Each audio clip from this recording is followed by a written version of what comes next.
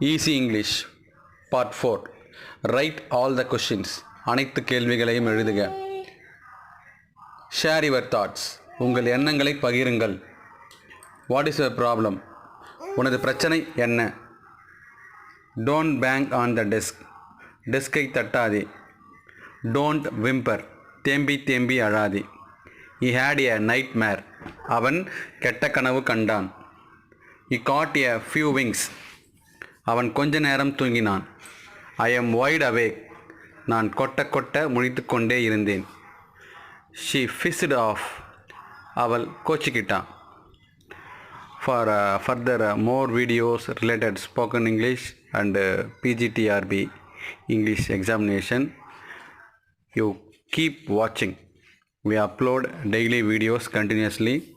Kalvi Thedal. Thank you.